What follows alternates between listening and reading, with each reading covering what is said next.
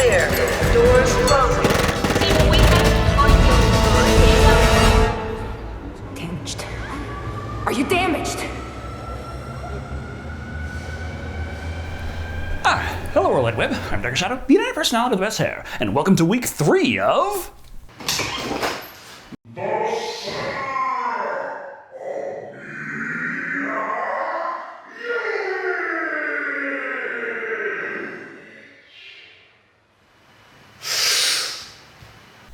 And when you're digging up everything you can about a certain individual's filmography, you're bound to come across a couple things that maybe they aren't the most proud of. Such as Ultraviolet. Now, the concept ain't bad. Futuristic dystopia with vampiric anti-heroes. But while Milla Jovovich was all for the far more thought-provoking philosophical tones of the original 2-hour cut, well, Sony Pictures weren't. They wanted a dumb action flick, so, ignoring Milla's creative input and even locking the writer-slash-director Kurt Wimmer out of the editing room, Sony Suits ripped out over 30 minutes of icky, stinky intellectualism out of this flick and made what we know today as Ultraviolet. And it was quite a change, as it wasn't just Milla who was disappointed. Even Kurt ended up disavowing his own movie. You might remember Kurt Wimmer from another actually intellectual action flick, Equilibrium. But even if Sony worked tirelessly to make this movie as dumb as possible, they could only patch something together based on what the filmmakers already produced. So, Ultraviolet follows the story of Violet, a hemophage with superhuman senses, caught in a war with the, let's say, incomprehensibly authoritarian human race, intent on the eradication of all hemophage people. However, a small group of resistance fighters fight back against the evils of humanity. Fortunately helped by the fact that the disease just so happens to give them superpowers. However, Violet soon finds herself mixed up in a biological arms race that could spell the end of life as we know it! Again! But the important thing through all of it is to keep your eyes on the prize. Explosions and spectacle, and that lovely PG-13 rating to get as many eyes on this as possible. So, let's take a look at Ultraviolet and see just how Sony massacred my boy. First and foremost, our opening credits are set to the iconic Ultraviolet comic book cover art that never actually existed. Ultraviolet is a homage to comic book styles based on comic books, but not any specific series. Eventually, though, the movie proper starts with huge balls that fall from the sky and smash into the side of a secret lab, revealing that they are actually ball ninjas who slaughter everyone in their path.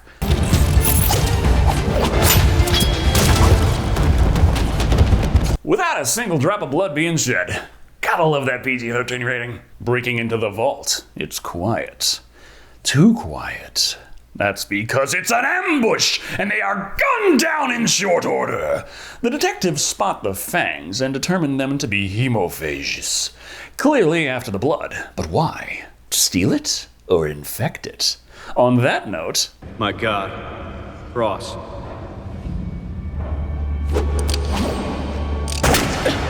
Bleeding? In my PG-13 movie? Oh no, sir, you gotta go. This is all explained in a voiceover by Violet, played by Milla Jovovich. Seems vampirism is real, and an infectious disease. So, of course, America just had to genetically modify it to try and make super soldiers, but accidentally made it super contagious. And what do you know? It got out of the secret lab and spread all over. Thus, fear of the new disease gripped the world. Not to worry, that's nothing massive government overstepping can't fix. Requiring victims to wear identifying armbands, then rounding them up in special camps and facilities. I know what they're going for here, obviously, but you gotta admit, this subtle as a sledgehammer analogy aged surprisingly well. But then the government began secretly killing them. Oh, also, Violet was pregnant, something, dang old government killed her husband and her baby, and she got the disease. Though there is another extended cut of this movie that shows that her husband remarried, so... Point is, the surviving vampires with super soldier powers formed a resistance, which led to the blood wars between the hemophage and the medical establishment, led by Vice Cardinal Ferdinand Daxus, played by Nick Chinland. Also, Daxus is winning, hands down. The resistance is down to maybe a couple dozen at this point, and while they've been ridiculously hard to kill, Daxus ain't worried. I've overseen the development of a weapon that can locate and kill every hemophage on the planet in a matter of days. Is there an ETA, sir? Now. Yeah, no time like the present, I guess. He says they have a courier picking up the weapon to bring over as they speak. On that note, we see a courier, identifying herself as XPD-154, show up and show off the various security methods the humans have in place. DNA reverse engineering identification, and if that's not enough, how about this nightmare fuel of a chair that stabs you and jams needles into your eyes, just to make sure you're human? If you really were a hemophage, we'd already have detected tissue repair at a microcellular level. Okay, good to know. But on that note, are you gonna do anything about the fact that you just jammed stabby pipes into both her wrists? She's not too bothered by it anyway. It seems that insanely invasive security is just par for the course in this dystopia. Please remove all articles of clothing and proceed into the scanner. And after all that, a strip search is the least invasive thing she's dealt with today, resulting in a butt-ass naked Milla Jovovich. As she hops back into her wardrobe, Spare character explains that she is to carry a new weapon that can wipe out the hemophages once and for all. Under no circumstances should you open it. No kidding? Well, now we just know that that's what she's going to do. Not opening a package is kind of par for the course as a courier.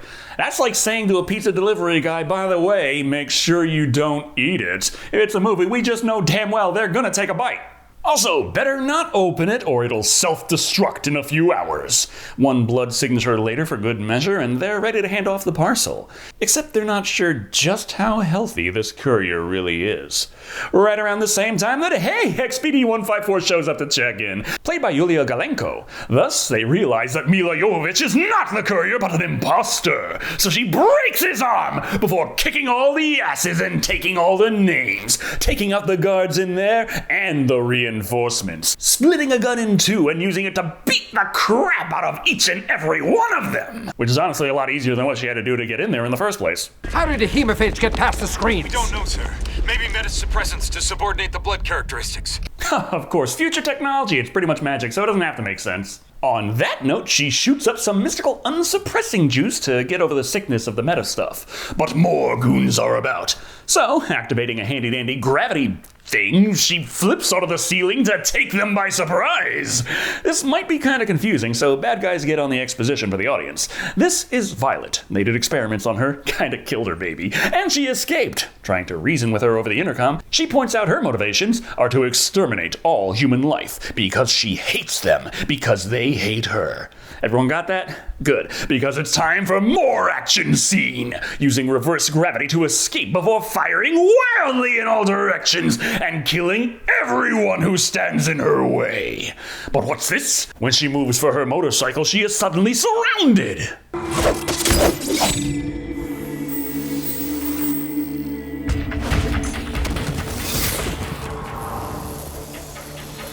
But they forgot to take into account that when you slip out of frame, you can do anything, including a super ultra mega combo fatality. With that, we move on to the motorcycle scene.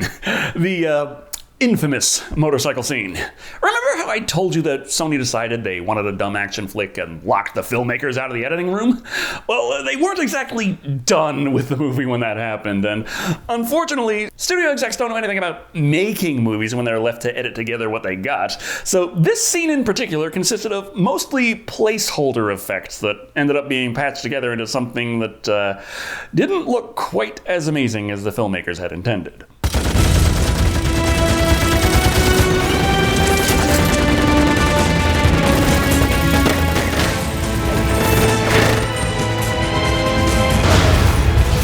Visuals were lacking. At best. This is the best video game I've ever played. Once the helicopter chase set piece is done, we've moved on to the stealth genre. Violet needs to escape pursuit, and her pursuers have astonishingly poor senses of sight, sound, and object permanence. Once she gets a minute to herself, she fires up the chiral network for a little chat with Nerva, played by Sebastian Andreo. First, he's asking her why she hasn't destroyed the weapon yet, but she says she's in the clear, and he's like, cool, bring it in then. So, heading to the massive chrome phallic hideout, she's about to deliver the package, but that's right, she was specifically told not to open it, and darn it, it's just too tempting now.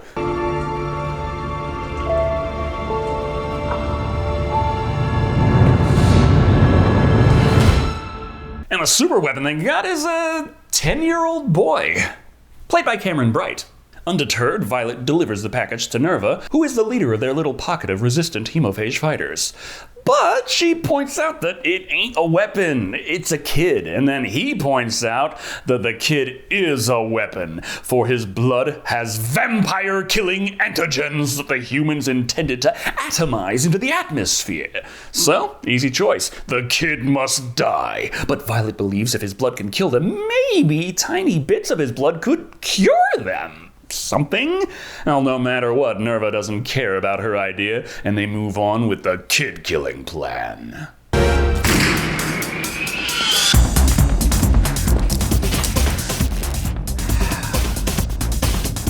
It was projection.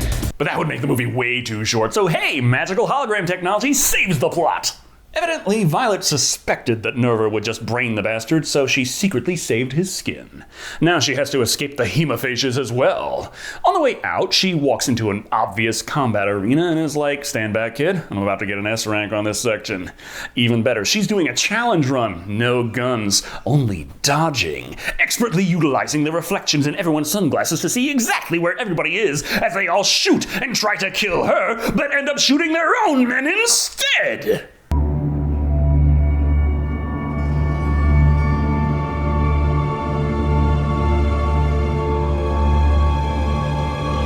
But while her senses are so superhuman she can pull something like that off, she still can't keep track of the damn kid. She's like, hey buddy, to call him down from the ledge and promptly ask him what the fuck he was thinking. But no time for discipline, they must run. Using her guns to blast through some windows wasn't the stealthiest option, and before long, the big bad Mr. Daxus himself arrives. Smug, slimy, and exuding evil. He's like, hey Violet, it's cool, we won't murder you. Just give me the kid. He's not really a weapon. He's not what you think. No? What is he then? He's my son. Oh, hold on, Dax. We're only like 30 minutes into this movie. You're supposed to save the big twists for Act 3. Violet ain't buying it, and GTA's the fuck out of there, firing wildly at a subway car in order to slip in unnoticed. She somehow slipped her pursuers, getting off at the next stop unseen. Still, goons all over the place, so she calls up Garth, played by William Fichtner, and says she has a kid who might hold the cure to the disease. I need your help. I'm sorry, my research is too important to jeopardize for a single child. Saving lives and ending the blood war is it's noble and all, but no one said anything about having to deal with a fucking kid. I mean, it'd be less of an inconvenience to like this video and subscribe if you haven't. I'll let myself out. But we're gonna need to call a little brat something other than annoyance if he's gonna be sticking around, so when asked, he presents his name as Six. Okay, Six, that's great and all, but the stormtroopers are circling the wagon, so you know what? You really aren't important. It's what's in your blood Violet wants. So open the vein and make way for Mr. Needle! If I scream, we'll both be dead. But what's this? Six can talk! Which honestly isn't that surprising if he's been understanding her up to this point. So, unable to jab his ass and surrounded, she uses the power of a scene transition to wind up outside with the kid. That way she can prod him for more information. Seems Dax doesn't know the kid can talk, but the kid also has no idea what the plot of this movie is even trying to be. So Violet explains. He is a superweapon designed to kill her, but she thinks he could maybe have a use as a cure instead, because all technology is magic in this universe. Right now, you're the most valuable object in this this planet. Ah, come on, it's not as bad as when everyone was scalping PS5s. Using another convenient transition, Violet instantly teleports the two of them to Garth's secret lab. Yeah, he said no before, and he's still telling her he's not interested in getting involved, but she reasons that both Nerva and the humans want her dead, so just not wanting her to sleep on his couch makes Garth her best friend by default. That, and he can use his superhuman research powers to look into the kid's blood.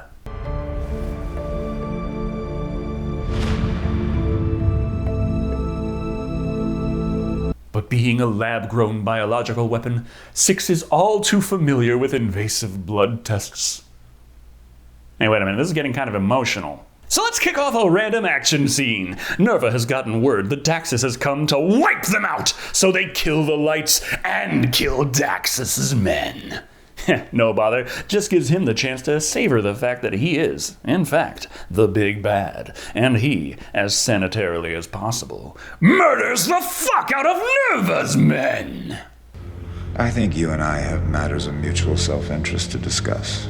What's this? Bad guy wants to keep bad guy alive so that bad guy and bad guy can work together. Evil is always looking for potential consolidations. That out of the way, we can get back to Violet and Six's sleepover at Garth's. Six wonders about the mystical playground place he sees in pictures, but Violet just launches into a rant about this old dusty road of happiness she used to dream of. But the truth is, it was all just a dream, just like your stupid playground, kid. Also, she's dying, just FYI. Can't have the baby she wanted. Life just kind of sucks, you know? On that note, Garth's like, hey, sequence the kid's blood, guess what? He doesn't have the anti-vampire weapon inside him whatsoever. And therefore... we can't reverse engineer a cure out of his blood. That key to ending the blood war? It's all just a bunch of hooey. They better come up with another plot point fast. We got 40 minutes of movie left. So what the kid does have is a tracking device. Or tracking DNA, but one that conveniently won't work in Garth's secret lab. And that's not to say his blood ain't special. Whatever it is in there is killing him. He's got like 8 hours to live. So whatever she has to do, she's gotta do it fast. Violet, wait. What are we doing? Shit, I didn't think that far ahead. She's like, hey, how about you go get a Dr. Pepper or something? But Violet actually is just trying to abandon the kid, resign him to his fate, and move on with her life. But then she realizes that will make the third act of the movie really, really boring, and can't just leave him behind. But before she can return, she hears gunfire!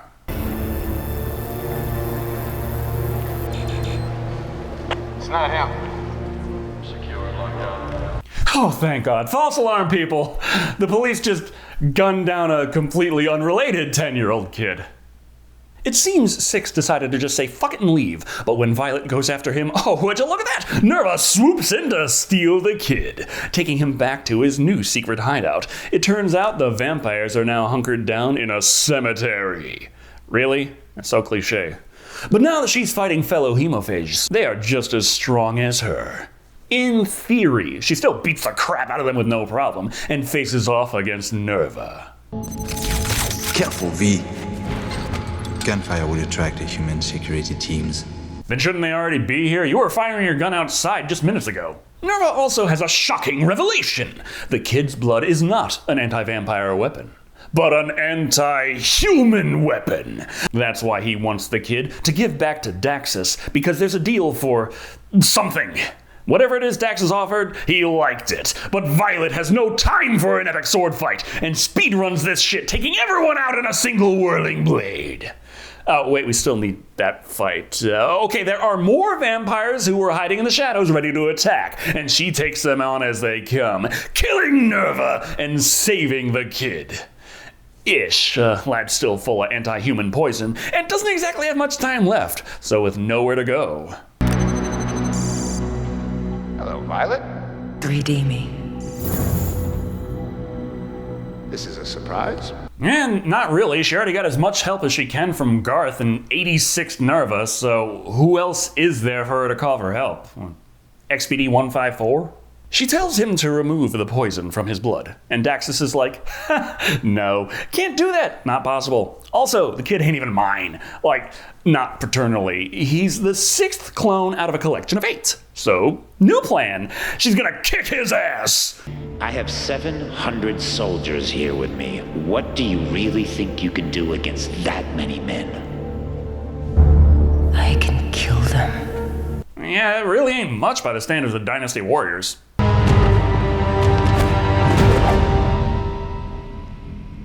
Are you mental? Serious Sam, EDF. There are a lot of video game examples where this body count isn't even remotely impressive. Violet demands a cure because she knows that Daxus would never make a human-killing superweapon without an antidote for himself and his elite buddies. And Daxus is like, well, you got me there. I do have an antidote, and once everyone in the world is infected, whoever wants to live will happily come by for their treatment every day. Because after all, the hemophage is nearly wiped out. What's someone like me, someone with a job to do, going to use to keep order in a society that left to itself would sprint toward chaos like an Olympic event? That's the weird thing about giving temporary powers during an emergency. Those powers have a weird way of making themselves permanent. And the emergencies never seem to end. Wait, we're veering dangerously close to philosophical arguments here, so they open fire, blowing the car to smithereens. And nothing else, as it turns out this was just a 3D projection. Violet and 6 realize they can't win, so fuck it. They head to the playground 6 wanted and have a happy, happy time. For a few seconds before 6 collapses, dying and what have you. So take your pick on what is worse, the sad death of 6, or the fact that Daxus just fucking executes Violet on the spot. But we still got like 20 minutes of movie left, so hey, Garth just so happened to bring Violet back from the dead. Not that she's happy to hear it, after all, 6 is still dead as shit. So she can't be badass. She has to go off on her own and be sad for a while. Wait, that's it! Crippling depression, that's the key! You see, when 6 died, Violet was so distraught she cried, and her tears had to have given 6 the vampire virus, so he is still alive and can be saved. Only so much time to do it, as Daxus is prepping 6 to harvest what's salvageable. But before he can, Violet arrives at the final level. Number of weapons found. Many. I'm here to see the Vice Cardinal. Variety of weapons could use some work, though. Come on, where's the motherfucking chainsaw hands? So before they can chop into the frozen boy, an alarm is sounded. It's her. She's dead.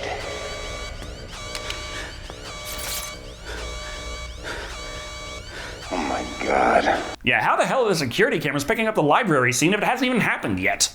As Violet is still in the lobby, slaughtered everyone while off screen for good measure, but then it's on to the hallway of white-clad sword fighters.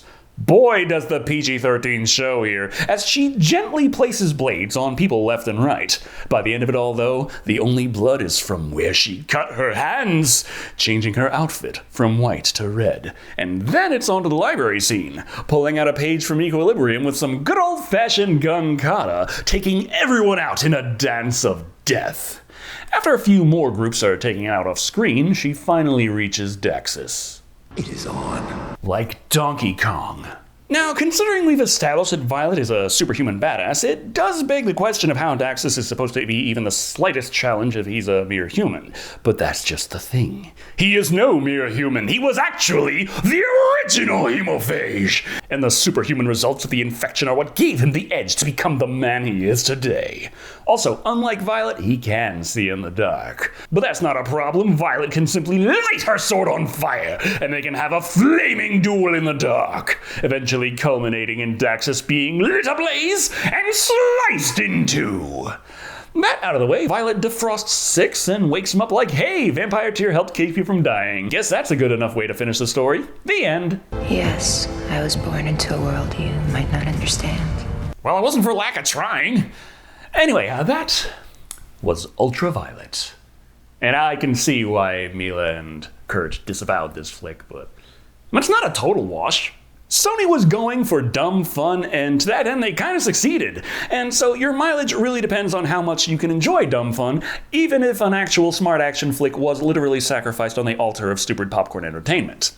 But even as a dumb action movie, Ultraviolet also sits in that uncomfortably weird PG-13 world, where it's trying to deliver over-the-top action at breakneck speeds, while at the same time doing everything it can to keep it clean so as not risk an R rating.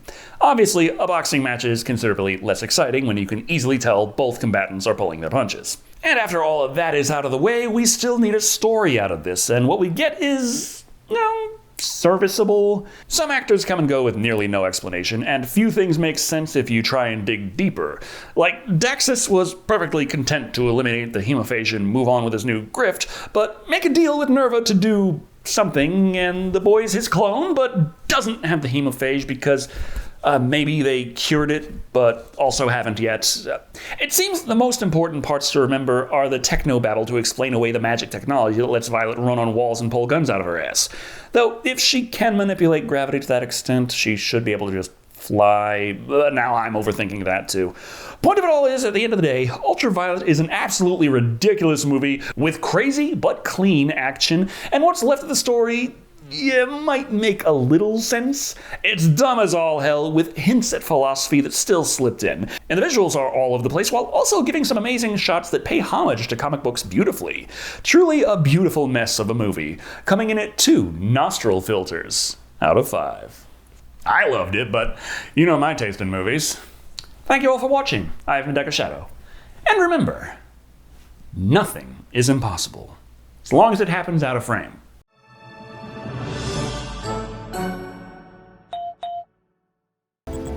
You can't make it in. Thanks for the vote of confidence. And if you're wondering about that philosophical action flick Kurt Wimmer did before this one, that would be Equilibrium. I reviewed it right there. It's a cult classic. You should really check that out. Or if you're into your own philosophical arguments to have with yourself, would you rather watch that or their algorithmically recommended selective... You know what I'm talking about. I don't have to finish that sentence. That one.